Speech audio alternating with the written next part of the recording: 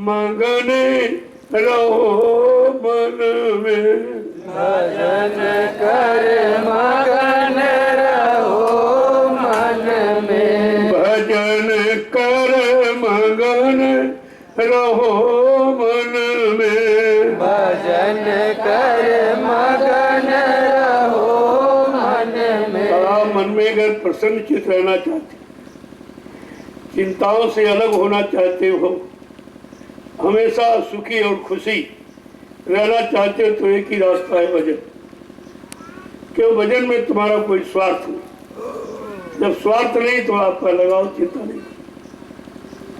क्या कह रहे हैं कि जो जो चोर भजन के प्राणी, जो जो चोर भजन के प्राणी, जो जो चोर भजन के प्राणी, जो जो चोर भजन के प्राणी, सो सो दुख सहे, सो सो दुख सहे, भजन कर मगन रहो मन में, भजन कर मगन रहो मन में। आज जो भजन के चोर है, यानी चोरी करते नहीं, झूठ बोलते, तो भजन से जी चुराते, वही दुख उठाते। बड़ी दुख आपको कभी नहीं होगा, भजनानंदी को कभी दुख होता ही नहीं, उसके दिल दिमाग में दुख प्रवेश नहीं कर सकता। भजन की वो ताकत है और नाम का वो चिराग है, नाम मणि, वहाँ अंधेरा है ही नहीं, वहाँ ज्ञानता है नहीं, वहाँ चिंता है नहीं। आगे क्या कह रहे हैं कि वो दुख उठाते हैं जो भजन नहीं करते। अब पता चला कि जीवन में दुख पाने का यही कारण कि हम भजन से चोरी करते, भजन नहीं करते। आगे क्या कह रहे हैं कि आलस नींद सतावे उनको, आलस नींद सतावे उनको, आलस नींद सतावे उनको, आलस नींद सतावे उनको, नित नित भरम बहे, नित नित भरम बहे, भजन कर मगन रहो मन में, भजन कर मगन रहो मन में। आलस्य और निद्रा ये उन्हीं को सताती जो भजन नहीं करते। जो रात दिन दाम की कमाई में, उनको नींद सताती, आलस सताता, काम क्रोध के धक्के खा रहे, ये उनको भी था। और जो भजन में मस्त है उनको कुछ, उनके पास ये आ ही नहीं सकती। काम क्रोध लोभ मोह छोड़ भगे मैदान, वो उसके साधक के पास वो टिक नहीं सकते। देखो कितनी बड़ी चीज है, कितना बड़ा लाभ है कि जो लाभ कहीं नहीं मिलेगा वो भजन करने वाले को। जो आपत्ति मुसीबत उनकी नहीं जाएगी जो भजन नहीं करते। भजन करने लगो तो आपत्ति मुसीबत कुछ आएगी वो भी निकल जाएगी, क्योंकि तुम्हारा उधर ध्यान ही नहीं होगा। आपत्ति आए चाहे चली जाए, धन आए चाहे चला जाए, मान सम्मान मिले चाहे ना मिले, उनका इसकी तरफ कोई ध्यान ही नहीं। केवल एक ही ध्यान है, नाम की कमाई। दाम की कमाई करने वाले डरते कि उसे चोर चुरा सकता, उसे लोग छीन सकते, और उसको यदि घर परिवार के लोग बंटवारा कर सकते। लेकिन नाम की कमाई में कोई बंटवारा, न चोर चुरा सकता, न अग्नि जला सकती, न पानी बहा सकता, न हवा उड़ा सकती, न परिवार का अड़ोस पड़ोस वाला कोई बंटवारा कर सकता। ये ऐसी दौलत है जिसमें किसी का कोई हिस्सा नहीं। ये तुम्हारा व्यक्तिगत धन है, आत्मधन, ये व्यक्तिगत धन। आगे क्या कह रहे हैं कि एक एक चीज को कैसे समझा के कहना कि काम क्रोध के धक्के खावे, काम क्रोध के धक्के खावे, काम क्रोध के धक्के खावे, काम क्रोध के धक्के खावे, लोभ नदी में डूब मरे, लोभ नदी में डूब मरे, भजन कर मगन रहो मन में, भजन कर मगन रहो मन में। आज जो भजन नहीं करता है उसको कमजोर जानकर काम को लोग सब धक्का मारते, सब उसको सताते, सब परेशान करते। अगर नाम की कमाई आपके पास है तो ये आस पास ठहर नहीं सकते तुम्हारे। इतनी उस नाम चिंगारी में इतनी ताकत है, तुम्हारे अनंत जन्मों के पाप कर्मों के ढेर को क्षण मात्र में स्वाहा कर सका। ये नाम चिंगारी, यही जिनको मिली उनके अनंत जन्मों के पाप क्षय, सब पाप जल गए और इस अग्नि से नहीं जलेंगे और किसी से वो मारे नहीं मरेंगे। कोई मार नहीं सकता काम क्रोध लोभ मोह अहंकार को, लेकिन कहते नहीं। अगर नाम की कमाई मिल गई और तुमने कर ली तो फिर ये सब मूर्छित हो जाए। फिर ये तुम्हारे पर जबरदस्ती न काम का हमला होगा, न क्रोध का, न लोभ, न मोह, न अहंकार का, कोई नहीं। वो भजन का कितना बड़ा लाभ। अब खर्चा 2 पैसा नहीं, पूजा में तो बहुत खर्चा है। सामान लाओ, अगरबत्ती लाओ, पेड़े लाओ, बताते लाओ, मंदिर बनाओ, मूर्ति खरीदो, ये करो वो करो, इसमें तो कुछ नहीं। सब बना बनाया मसाला आपको दे दिया गया, बना बनाया मनुष्य मंदिर आपके पास, बनाना नहीं, कोई मूर्ति खरीदनी नहीं। वो परमात्मा की चेतन मूर्ति जीवात्मा, वो असली मूर्ति है, चलने फिरने वाली चेतन, वो जड़ मूर्ति नहीं, पत्थर वाली चेतन मूर्ति। ये सब मसाला बना केवल आपको समय देना, और वो भी समय घर गृहस्थी परिवार में जो कोई काम, सोने के लिए बिस्तर पर जा रहे हो तो सोने के पहले और भोजन के पहले इतना ध्यान रखो। शाम को भोजन के पहले, सोने के पहले 1 घंटा आत्मा के घाट पर बैठकर परमात्मा का सच्चा भजन, जो कोई न बंटवा सकता, न कोई चुरा सकता, न कोई जला सकता, उसमें किसी की नहीं चलेगी।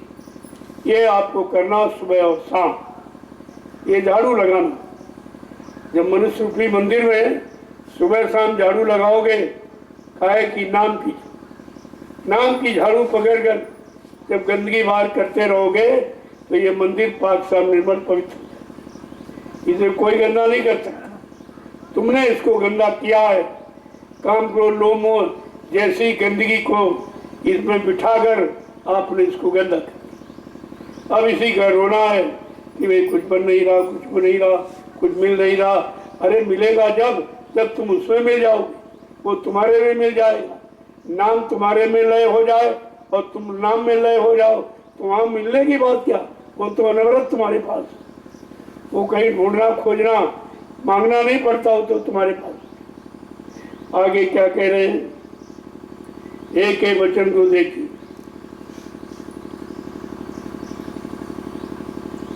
कि गुरु संग प्रीति करे नहीं पूरी, गुरु संग प्रीत करे नहीं पूरी, गुरु संग प्रीति करे नहीं पूरी, गुरु संग प्रीत करे नहीं पूरी।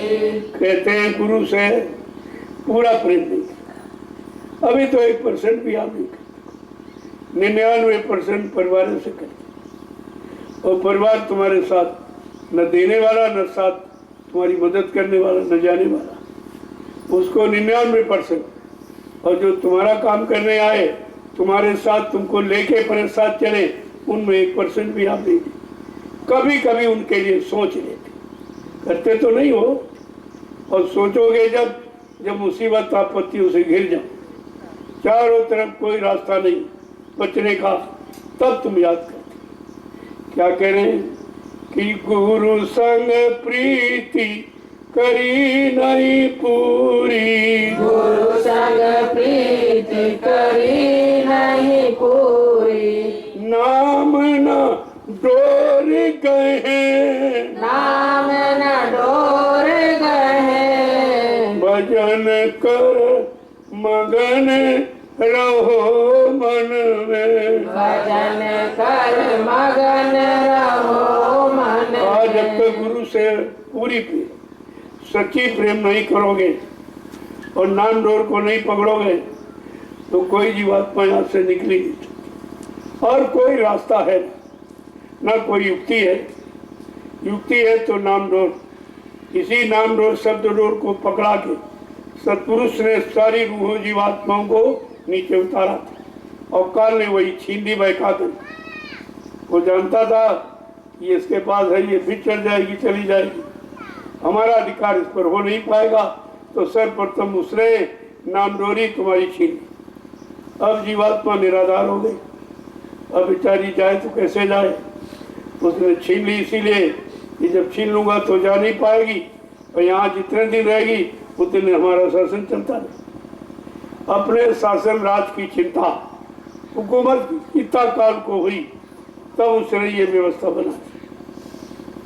आगे क्या कह रहे हैं समझा कि तृष्णा अग्नि जले नितिवासर, तृष्णा अग्नि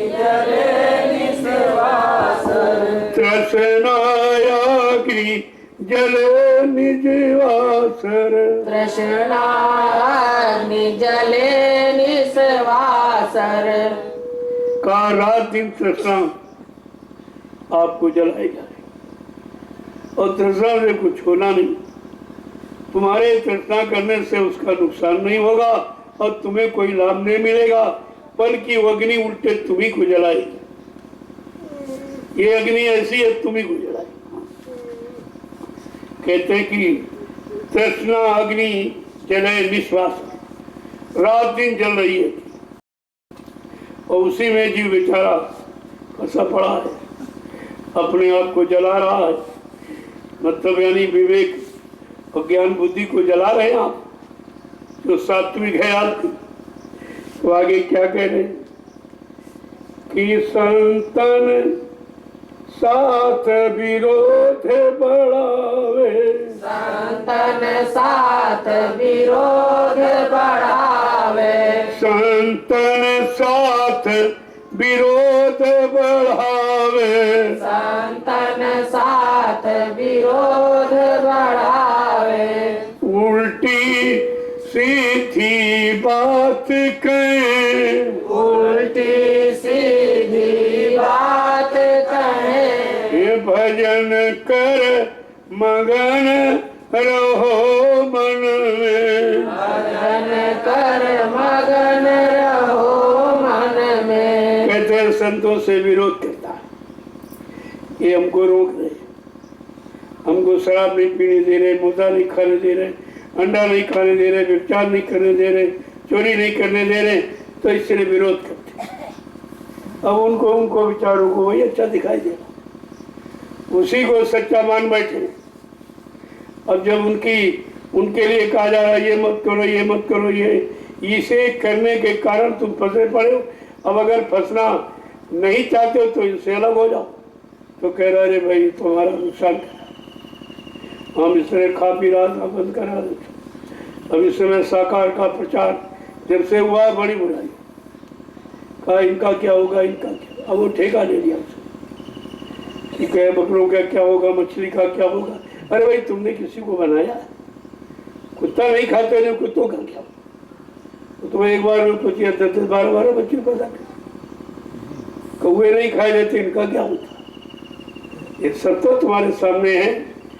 यानी जिसकी व्यवस्था है, ये ठेका चिंता उसको है, लेकिन इसकी चिंता तुमको है, लेकिन अपने बिगड़ने की चिंता नहीं कि हम बिगड़ रहे हैं, हम पापी बन रहे हैं, दोषी बन रहे हैं।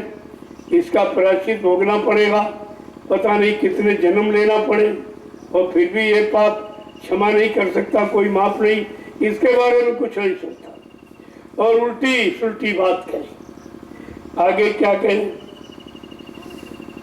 कि सत्संग महिमा मूल न जाने, सत्संग महिमा मूल न जाने, ये सत्संग महिमा मूल न जाने, सत्संग महिमा मूल न जाने, भेड़ चाल में नित्य चले, भेड़ चाल में रीत चले, भजन कर मगन रहो मन में, भजन कर मगन रहो मन में। क्या कह रहे हैं, ये सत्संग की महिमा ही नहीं जानते कि सत्संग क्या करेगा, तुम्हें कहां से कहां पहुंचा देगा जहां कोई पहुंचा नहीं सकता, और जिससे मिला देगा उस परमात्मा से कोई मिला भी नहीं सकता।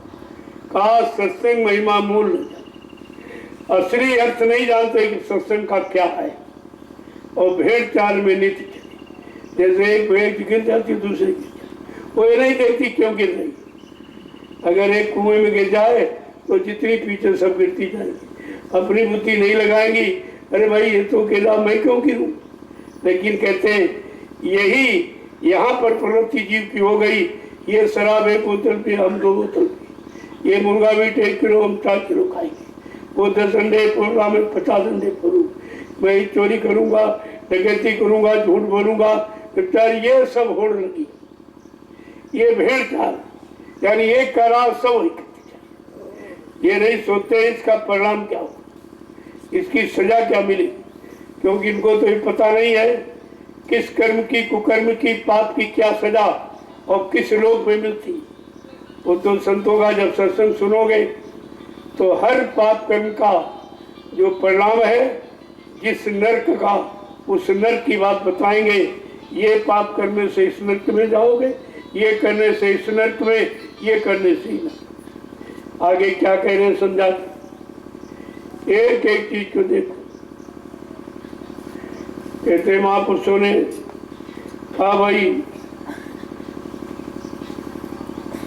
कि भक्त और प्रभु नाम न चीने, और प्रभु नाम न चीने, वर्तमान समय, समय को भी नहीं पहचानते और नाम को नहीं चीनते कि भाई किस समय में कौन सा नाम आया।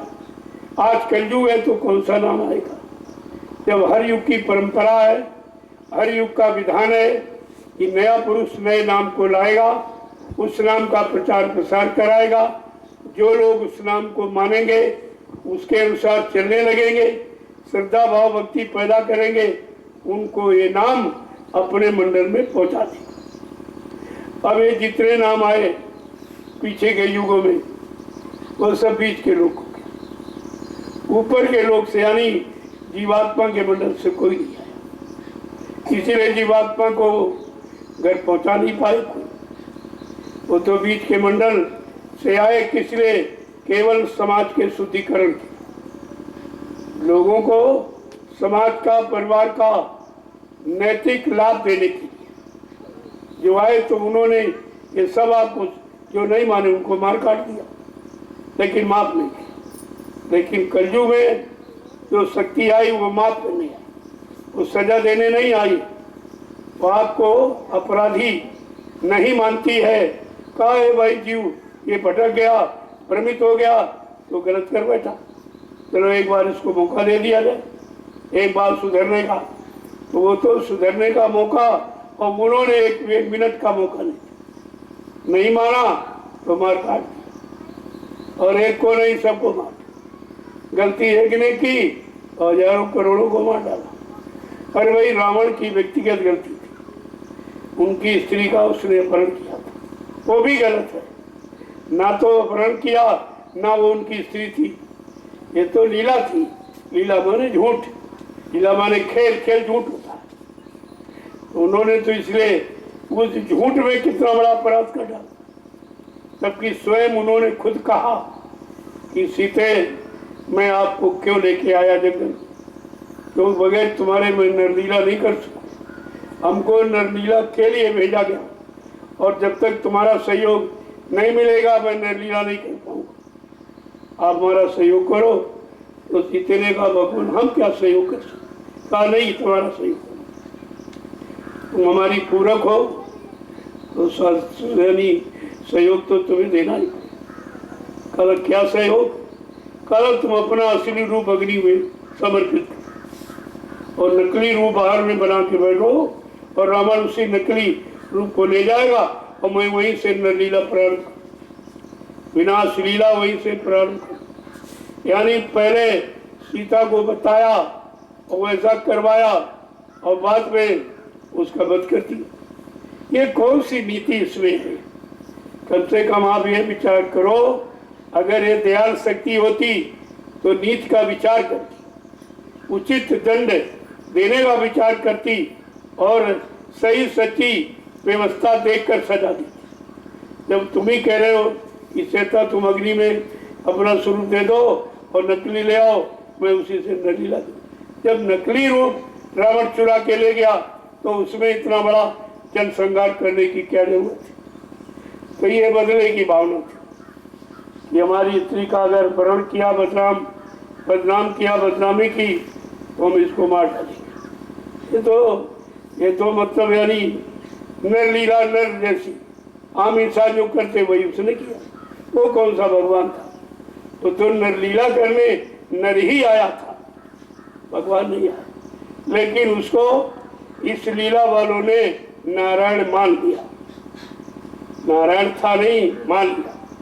अगर नारायण होता तो अकाल मौत में चला जाता, सरजू में नदी में डूब के मर जाता। ये तो पृथ्वी में चला गया। तो कहने का मतलब ये नर और नारायण की परिभाषा भी लोग समझ ही नहीं पा रहे। जो नारायण नर रूप में आएगा, नर शरीर में रहने वाली जितनी जीवात्माएं उन सबका कल्याण करेगा, उद्धार करेगा, उसको नारायण कहते। लेकिन ये सब आपको बताया नहीं गया। जो बताने वाले लोग थे उनको खुद ही नहीं मालूम था, वो आपको कहां से बताते। ये तो कोई संत महापुरुष जिसने जाना, जिसने पहचाना और जिसने माना, वो आपको मनाएगा, वो आपको जनाएगा, वो आपका काम करेगा। आगे क्या कह रहे हैं? कितने ढंग से महापुरुषों ने लिखा।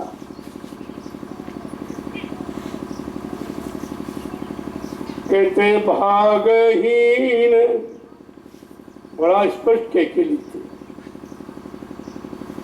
कहते कि दीनता और गरीबी सबसे बड़ी बात है कि दीन बन जाओ तो मैं दीनानाथ बन के तुम्हारी मदद करूं, और तुम गरीब बन जाओ तो गरीब निवाज बनकर तुम्हारी मदद करूं। लेकिन यहाँ कोई दीन बनना नहीं चाहता, छोटा कोई बनना नहीं चाहता, दीन गरीब कोई बनना नहीं चाहता। तो फिर ये दया की जाए तो किस पर की? वो कहते हैं मेरा एक नाम दीनानाथ, दीनों पर दया करने वाला। लेकिन दीन यहाँ अपने इनको अपने को मानता ही नहीं, और गरीब कोई अपने को आपको रहने नहीं देना चाहता। तो गरीब निवाज तुम्हारे पर दया रहम कैसे करे? कितना ढंग से समझा के कह रहे हैं कि भाई अगर कि भागहीन नर बिलखत हरदम, भागहीन नर हरदम बिलखत, नर देहि बर्बाद करे, नर देहि बर्बाद करे।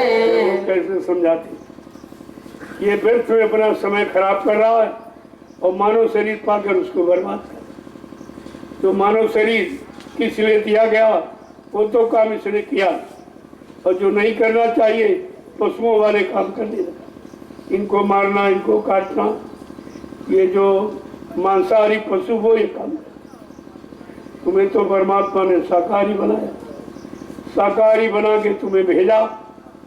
जब बच्चा पैदा होता है तो शाकाहारी, सदाचारी, ब्रह्मचारी, 3 गुणों को लेके पैदा हुआ। तो इसका मतलब साकार हमारा सबका जन्म सिद्ध अधिकार है, ये कोई नया काम नहीं है, पुराना। अगर शाकाहारी का 3 गुणों में जीव पैदा होता है, शाकाहारी और मतलब यानी सदाचारी हो, ब्रह्मचारी, और तुम्हारे पास पैसे पहले ही गुण नहीं रहा कि आप शाकाहारी नहीं ले पाए, तो सदाचारी ब्रह्मचारी बनने का सवाल ही नहीं। अब वो भी आपने खो दिया, जो तुम जन्म सिद्ध अधिकार था वो भी आपने नहीं पकड़ा, उससे भी अलग हो गए आप। तो कहने का मतलब ये है, ये दुख उठाने का कारण यही, तुमने संतों के वचनों को न सुना और न माना, न अपने जीवन में उतारा, न कोई लाभ प्राप्त करता। अब तुम रोते हो, चिल्लाते हो, तुम्हारी यहाँ कोई सुनने वाला। किनको सुना रहे हो? जो जानते नहीं। किनको बता रहे हो? जिनके पास इस समय कोई समझ नहीं, कोई शौक नहीं, सुनने को कोई इच्छा, कोई ख्वाहिश, कोई तमन्ना है ही नहीं, उनको आप सुनाते। तो कहते नर देही बर्बाद कर, मानव जीवन ही खत्म कर दिया।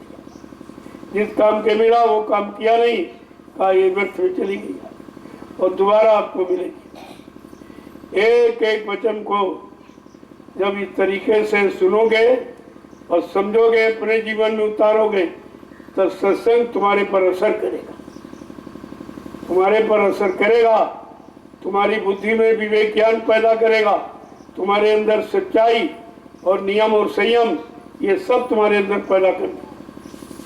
सत्संग संतों की वो अमूल्य वाणी है, ये अमूल्य धन है उनका, जो उन्होंने सत्संग को जीवों के लिए बचा के रखा और कलयुग में लेके आए और किसी युग में भेजा नहीं, क्योंकि उन युगों में शायद इसकी आवश्यकता न समझी, तभी तो नहीं दिया, और शायद अपनी आवश्यकता न समझी तो आए भी नहीं।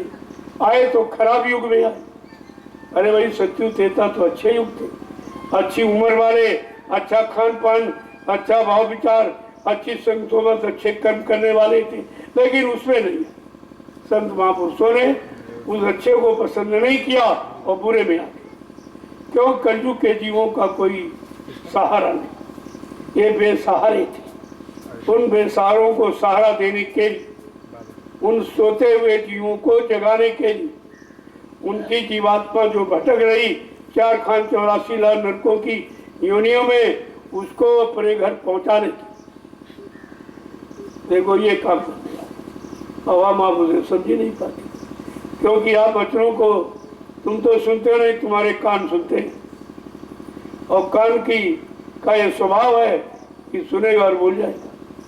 कानों को सुना बोल सकते, आंख का देखा नहीं, इन आंखों का देखा तो बोल सकते, लेकिन दिव्य आंख जब खुल जाएगी, उससे जो देख लोगे वो अभी टूटा, वो भी भुलाया नहीं जा सकता। तो चाहिए तो ये कि हम लोगों को ये करना चाहिए, धीरे धीरे थोड़ा थोड़ा सुनो तो हजम हो जाए, जिसे कर सको। अब वो पहले वाला समय खराब नहीं करता, वो 5-5, 6-6, 8-8 घंटे बताया सुनाया जाता था कि उस समय पूरी जानकारी देनी थी, तो यहाँ नहीं रही, किसी को मालूम नहीं थी, तो ये समय ज़्यादा। अब वो बात नहीं थी, अब तो मेन चीज, जिससे तुम्हारा काम बन जाए और तुम मुड़ के खड़े हो जाओ, अपने काम के लिए चलो, बस उतना ही राय आपको मिलेगी और उतनी जानकारी आपको देगी। जय गुरुदेव, जय गुरुदेव।